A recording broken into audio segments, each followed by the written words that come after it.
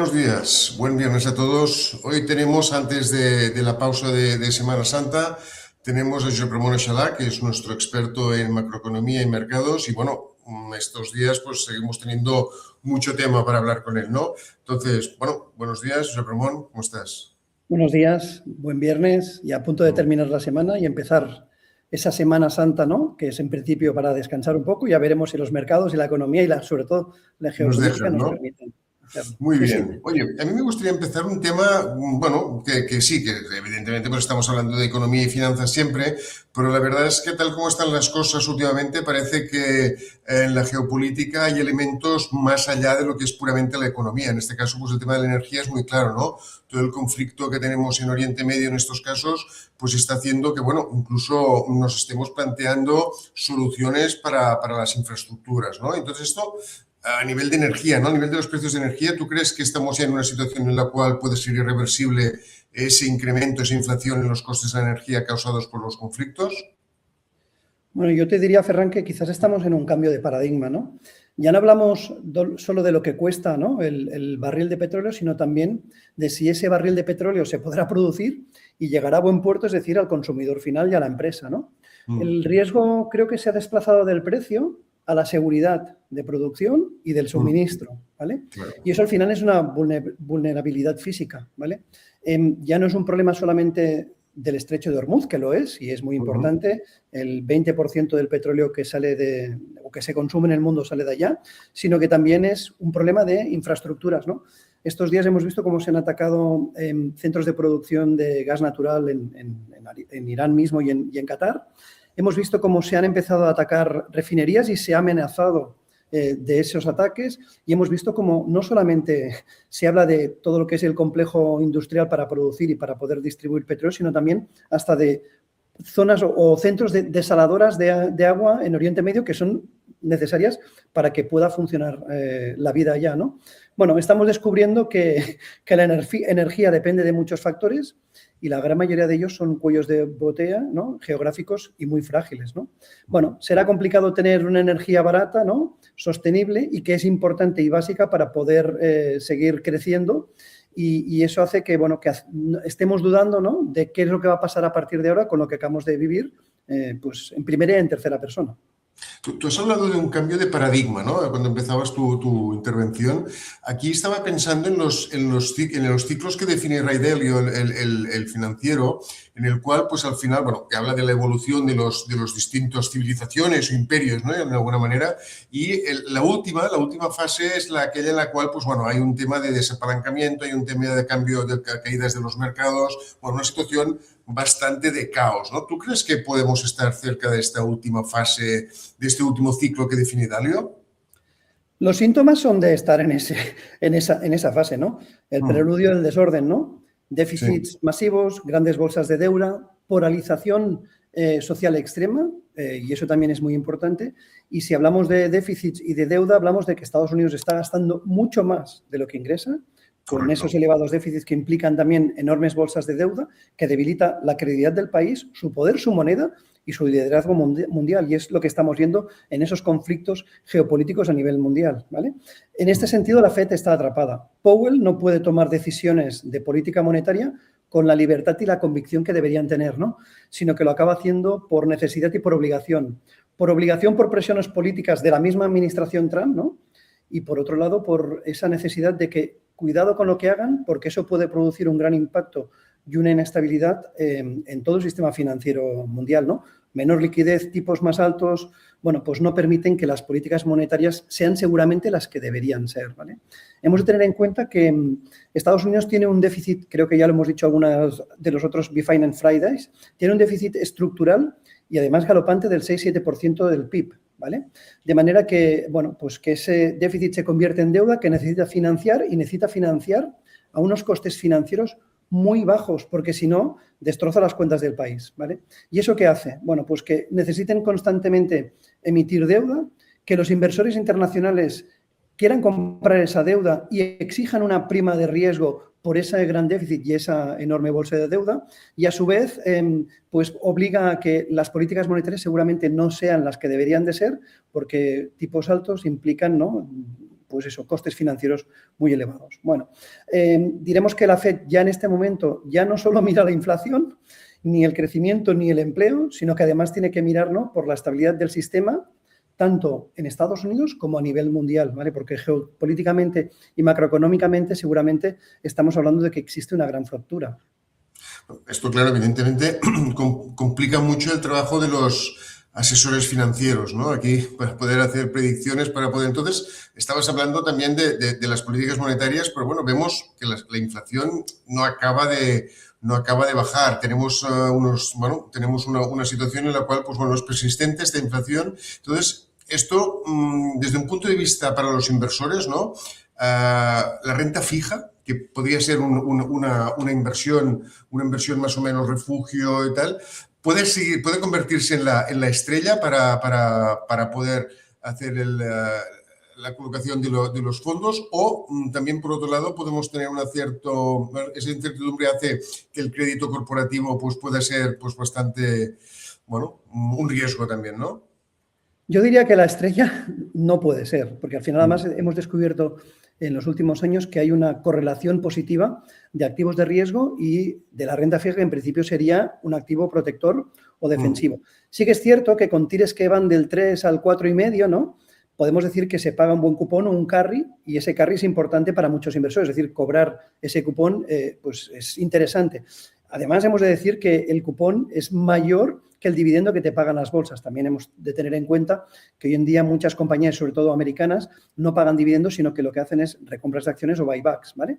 Pero también hemos de tener en cuenta que con inflaciones elevadas, ¿no?, la renta fija, pagando tipos de interés del 3-4%, seguramente casi no cubren el coste de la inflación de bienes y servicios, ¿no? Estás perdiendo, en cierta manera, poder adquisitivo. Y no solamente esto. Cuando estás invirtiendo en renta fija, no estás cubriendo la inflación monetaria, que alguna otra vez hemos hablado, ¿no? El hecho de que tengamos dominancia fiscal, donde los estados gastan más de lo que ingresan de manera estructural, en donde los bancos centrales tienen que estar monetizando deuda para poder hacer frente a esa necesidad de financiación de los estados, provoca que pues el dinero, ese euro, ese dólar que tenemos en el bolsillo, cada vez valga menos. Y, por tanto, invertir solamente en un activo financiero como es la renta fija, que solamente te protege de la inflación de bienes y servicios, pues seguramente como único activo no es lo más recomendable. Además, hemos también de tener en cuenta en la renta fija, que sigue siendo un buen activo para tener en cartera, hay ciertas cosas como la letra pequeña, ¿vale? Nos hemos encontrado que, como decía antes, hay una correlación con los activos de riesgo. Los spreads de crédito de la deuda corporativa se han reducido a mínimos históricos, ¿vale? ¿Y eso qué implica? Bueno, pues que ya no puedes ganar por esa reducción de spread, sino solamente vas a ganar por ese cupón o carry, ¿vale?, que tienes. Con lo que en momentos como el actual, en donde hay incertidumbre, en donde hay riesgos, lo que pasa es que esos spreads de crédito se amplían, actúan también como si fuera un activo de riesgo y, evidentemente, tienes posibilidades de pérdidas por esos incrementos de spread. Si además tenemos en cuenta que el momento geopolítico que estamos viviendo con el conflicto en Oriente Medio implica pues inflación futura y tipos de interés más altos, también pierdes por el incremento de los tipos de interés a largo plazo. Con lo que aquí hemos de tener en cuenta que seguramente se ha de seguir teniendo activos de renta fija de calidad, con duraciones no muy altas. Yo diría que entre 1 y 4 años sería lo más interesante o lo más recomendable, y sobre todo pensando en que esos activos de calidad han de ser investment grade, high yield del tramo más bueno y cotizado. Y no olvidemos, últimamente estamos teniendo sustos en crédito privado, ¿no? Hemos visto que se han pues prohibido reembolsos o se han limitado reembolsos en vehículos pues como de Blackstone, BlackRock, JP Morgan, Morgan Stanley, Apollo, o hasta hemos tenido problemas reales como pasó con el vehículo de Blue OBL, ¿no? Y eso, bueno, pues hace pensar que en esa renta fija, en ese direct lending de compañías de un segundo nivel o un tercer nivel que no cotizan y que es difícil poder entrar y salir de ellos, la liquidez también es muy importante. Por tanto, todas esas cosas se han de tener en cuenta. Hemos de pensar que se puede invertir en renta fija, que la renta fija es fija porque conocemos con un folleto todas las características, pero que evidentemente cotiza y fluctúa día tras día.